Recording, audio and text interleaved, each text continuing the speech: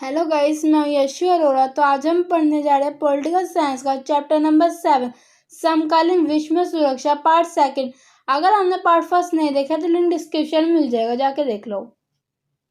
अब हम पढ़ेंगे पारंपरिक धारणा आंतरिक। देखिए, हमें आंतरिक खतरा क्या होता है वो पढ़ेंगे। अभी हमने भारी खतरा पढ़ा, भारी सुरक्षा से रिलेटेड पढ़े। अब हम आंतरिक सुरक्षा पढ़ेंगे। इन मुल्कों को सीमा पार से खतरा तो था ही, विशेषकर पड़ोसी मुल्कों के साथ अंदर से खतरे की आशंका थी। देखिए, इन्हें सीमा पार से तो खतरा ही है, पर पड़ोसी देशों के साथ खतरे, अंदर के खतरों की आकांक्षा। क्या मतलब है इसका? देखिए, जैसे गृह युद्ध, नक्सलवाद। आपने रोज न्यूज में आए दिन सुनने को मिल ही जाता है कि यह नक्सलवादी नहीं है, हमला कर दिया, वाह। जम्मू कश्मीर में क्या होता है कि पाकिस्तानी उन्हें उकसाते ऐसा करने को, उन्हें गलत संदेश, गलत बातें बताई जाती है, और वो क्या करते हैं, अपने ही देश में रहते हुए जो हमारे देश की सुरक्षा कर रहे हैं उन पे आरपीएफ या पुलिस वालों पे हमला कर देते हैं। तो ये हमारे देश के होते हैं, बट गलत सोच रखते हैं, गलत शिक्षा के कारण ऐसे बन जाते हैं। रक्तपात होते हैं, यानी कभी भी कोई युद्ध हो जाए, जैसे अब हमारा एक्सीडेंट हो गया तो दो समुदाय के बीच पहले झगड़ा होगा, फिर युद्ध, रक्तपात होगा, खून खराब होगा, धर्म युद्ध। अलगाववादी आंदोलन क्या होता है? हमारे देश में रहते हो अलग देश की मांग करना ही अलगाववादी आंदोलन होता है। और समुदायों में झगड़ा। देखिए, दो समुदाय या कोई भी रीजन हो सकता है, ठीक है, जैसे एक्सीडेंट हो गया, कोई भी रीजन के कारण उन दो समुदायों में पहले बहसबाजी होगी, फिर झगड़ा होगा, तो ये दो समुदायों के बीच झगड़ा होता है। चलिए हम आगे चलते हैं। सुरक्षा की पारंपरिक तरीके क्या है? मतलब हम कैसे पारंपरिक तरीकों से सुरक्षा कर सकते हैं अपनी। सुरक्षा की पारंपरिक धारणा में यह स्वीकार किया जाता है कि हिंसा का प्रयोग किया था। ठीक है, ये तो स्वीकार करते हैं कि हम हिंसा का प्रयोग करेंगे, बट किस लिमिट तक करेंगे यही बताया जाता है। देखते हैं हम किस लिमिट तक करेंगे। समान रूप से होना चाहिए, हिंसा का प्रयोग जो है समान रूप से होना चाहिए। युद्ध के लक्ष्य और साधन दोनों से संबंध है। इसका क्या? युद्ध के लक्ष्य और साधन दोनों से ही संबंध है। किसी देश को युद्ध उचित कारणों अर्थात आत्मरक्षा और दूसरे को जनसंहार से बचाने के लिए किया जाना चाहिए। किसी भी देश को पता है युद्ध क्यों करना चाहिए? या तो अपनी आत्मरक्षा के लिए या जनसंहार से बचाने के लिए। इस दृष्टिकोण से किसी युद्ध में युद्ध साधनों को सीमित प्रयोग होना चाहिए। इससे हम देखें तो युद्ध में साधनों का सीमित प्रयोग होना चाहिए। आत्मरक्षा करने वाले शत्रु का संहार ना करे। जो होगा शत्रु होगा वो आपके सामने आत्मसमर्पण कर दे तो आप उस पर हमला ना करें। आत्मरक्षा के लिए आवश्यक हो और उसे एक हद तक ही हिंसा का प्रयोग करना चाहिए। आत्मरक्षा के लिए जरूरी हो तभी हमें एक हद तक हिंसा का प्रयोग करना चाहिए। हिंसा की मदद लेनी चाहिए। बल प्रयोग सभी किया जाए। जब हम बल प्रयोग सभी कर चुके हो, शेष तरीके असफल हो चुके हो, तभी हिंसा का प्रयोग करना चाहिए। जब हम सारे बल प्रयोग सब कुछ अपना चुके हो और हम दूसरे देश को नहीं हरा पा रहे, वो कोई असर नहीं पड़ा, तभी हमें हिंसा का प्रयोग करना चाहिए, वरना हमें शेष तरीके अपनाने चाहिए। देखिए, हम पढ़ेंगे सुरक्षा की अपारंपरिक धारणा। सुरक्षा की अपारंपरिक धारणा क्या होती है? मानवीय अस्तित्व पर चोट करने वाले व्यापक खतरे आकांक्षा को सम्मिलित किया जाता है। देखिए, मानवीय अस्तित्व की प्रेजेंस, मानव की प्रेजेंस पर चोट करने वाले व्यापक खतरे, जो बहुत सारे जो खतरे हैं, आकांक्षाओं को सम्मिलित किया जाता है। जो आकांक्षाएं होती है, मतलब जो पॉसिबिलिटी होती है, जो खतरे होते हैं, उन्हें हम ऐड करेंगे इसमें।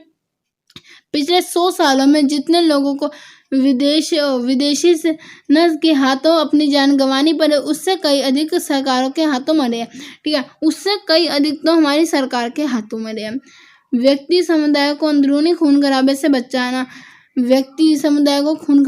बचाना। खतरों की सूची में अकाल महामारी है। देखिए, खतरों की सूची में हमने क्या रखा है? महामारी रखी है। एवं आपदाओं को विभिन्न सम्मिलित किया जाए। आपदाओं को विभिन्न सम्मिलित किया जाए। आपदाओं को सम्मिलित किया क्योंकि युद्ध, जनसंहार और आतंकवाद साथ मिलकर जितने लोगों को मारते हैं, उससे कहीं अधिक लोगों को अकाल महामारी तथा प्राकृतिक आपदा के कारण अपनी जान गंवानी पड़ती है। देखिए, युद्ध जो होते हैं, जनसंहार होते हैं, आतंकवाद होते हैं, उसके टोटल मिला के जितने लोग मरते हैं ना, उससे कहीं अधिक लोग तो अकाल महामारी, प्राकृतिक आपदा के कारण अपनी जान गंवा देते हैं। मानवता की रक्षा में अभाव से मुक्ति और भय से मुक्ति पर जोर दिया जाता है। मानवता की रक्षा करनी है तो अभाव से, यानी किसी भी चीज की कमी से मुक्ति दिलाना, और भय, किसी भी चीज के डर से मुक्ति दिलाना, ये दोनों चीजें जरूरी होती है। खतरे के नए स्रोत, खतरे के नए सोर्सेज के इस बारे में पढ़ेंगे। पहला हमारा आतंकवादी हिंसा का एक गैरकानूनी तरीका है जो लोगों को डराने के लिए आतंकवादी द्वारा प्रयोग किया जाता है। ठीक है, आतंकवादी एक तरीका है लोगों को डराने का जो गैरकानूनी तरीका है और ये लोगों को डराने धमकाने के लिए किया जाता है। आज आतंकवादी एक सामाजिक मुद्दा बन चुका है, जो आज ना आतंकवाद एक सामाजिक मुद्दा बन चुका है। इसका इस्तेमाल आम लोगों को और सरकार को डराने धमकाने के लिए आतंकवादी द्वारा इस्तेमाल किया जाता है। इसका इस्तेमाल आतंकवादी द्वारा होता है, क्यों होता है? आम जनता सरकार को डराने के लिए। तो लोगों का समूह जो आतंकवाद का समर्थन करते हैं उन्हें आतंकवादी कहते हैं। जो लोग आतंकवाद का समर्थन करते हैं उन्हें आतंकवादी कहते हैं। मानव अधिकार, हम बोलेंगे मानव के क्या अधिकार होते हैं। मानव अधिकार हर व्यक्ति का प्राकृतिक अधिकार है। मानव अधिकार जो हर व्यक्ति का होता है, ठीक है, हर व्यक्ति को जन्म से कुछ अधिकार मिलते हैं। ठीक है, इसके दायरे में जीवन, आज़ादी, बराबरी और सम्मान का अधिकार आता है। इसमें क्या आता है? जीवन जीने में आज़ादी, मतलब जीवन में कोई प्रॉब्लम ना, आज़ादी हो, ठीक है, आज़ादी, बराबर, जीवन जीने का हक, आज़ादी, बराबरी और सम्मान का अधिकार आता है। इसके अलावा गरिमा में जीवन जीने का अधिकार, राजनीतिक, सामाजिक, आर्थिक और सांस्कृतिक अधिकार भी शामिल होते हैं। इसके अलावा गरिमा में जीवन जीने का अधिकार होता है, राजनीतिक, सामाजिक, आर्थिक और सांस्कृतिक अधिकार भी इसमें शामिल होते हैं। ठीक है, वैश्विक निर्धनता, अब हम पढ़ेंगे वैश्विक निर्धनता, यानी विश्व में गरीबी है। देखिए, हम देश में गरीबी तो पढ़ते हैं कि देश में यहाँ गरीबी है, ये गरीबी है, ये चीज़ की कमी है, वो है, बट हम पढ़ेंगे वैश्विक, यानी पूरे विश्व में जो निर्धनता है, यानी पूरे विश्व में जो गरीबी है, किस दायरे से हम कह सकते हैं कि विश्व में गरीबी है, इस बारे में हम पढ़ेंगे। और ये हमारा एक खतरा है, अगर विश्व में गरीबी होगी तो ये हमारे लिए खतरा उत्पन्न होगी। गरीबी रेखा आय के उस स्तर को कहते हैं जिसमें कम आमदनी होने पर इंसान अपनी आर्थिक जरूरतों को पूरा करने में असमर्थ होता है। देखिए, आर्थिक, अगर हमारे पास पैसे कम है तो अपनी जरूरत नहीं पूरी कर पाएंगे, तो इसे ही हम गरीबी कह देते हैं। गरीबी रेखा अलग अलग देशों में अलग अलग होती है। अब देखिए, भारत की जो गरीबी रेखा है वो हम अमेरिका में जाके लागू करेंगे तो नहीं बनेगी। ठीक है, मतलब अलग अलग देश की अपनी गरीबी रेखा होती है, अलग अलग देश की अपनी जरूरतें होती है, उस हिसाब से अपनी गरीबी रेखा भी होती है। उदाहरण के लिए अमेरिका में निर्धनता रेखा भारत में मान्य निर्धनता रेखा से काफी ऊपर है। जो भारत में मान्य निर्धनता, यानी जो भारत की निर्धनता है ना, उससे कहीं ऊपर अमेरिका की गरीबी है। मतलब अगर अमेरिका में जो अमीर इंसान है, हो सकता है वो बाहर के देश के लिए, अमेरिका के लिए वो गरीब हो, तो हर अलग अलग देश के हिसाब से होती है निर्धनता रेखा। औसत आय का आकलन विभिन्न तरीकों से किया जा सकता है। तो यह औसत आय जो आकलन करके हम पता करते हैं ना कि कौन सा देश कितना गरीब है, वो हर देश के हिसाब से होती है, और औसत आय से हमें पता लगता है कि कौन सा देश कितना गरीब है। बीमारी जैसे एड्स, बर्ड फ्लू और सार्स, आपने सुना होगा सार्स 2004 में आई थी, उन्हें बहुत खतरा मचाया था।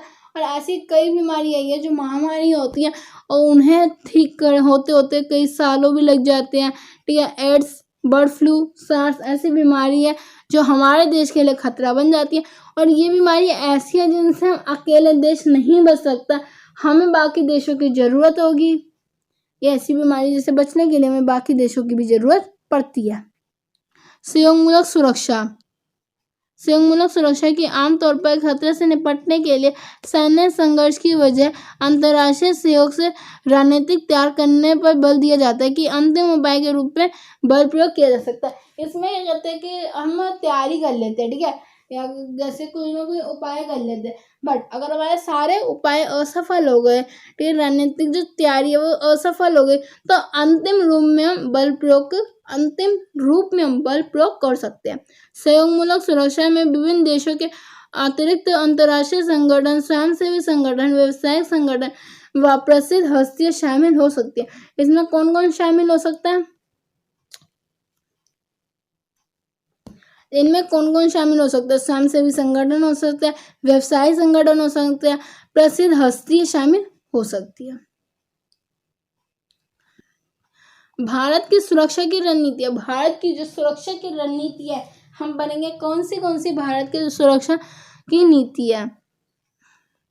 अपनी सैन्य क्षमता को मजबूत करना। हाँ देखिए, कोई भी देश को मजबूत होने के लिए सबसे पहले उसको अपनी सैन्य क्षमता को मजबूत करना जरूरी है। अंतर्राष्ट्रीय नियमों संस्थानों को मजबूत करना, अंतर्राष्ट्रीय जो नियम है संस्थान है उनको मजबूत करना। देश की आंतरिक सुरक्षा समस्याओं से निपटने की तैयारी, देश की जो आंतरिक सुरक्षा समस्या है ना उसे निपटने की तैयारी। अपनी अर्थव्यवस्था को मजबूत करना, अपनी अर्थव्यवस्था को मजबूत करना। यह चैप्टर यहीं पे खत्म होता है। बाय।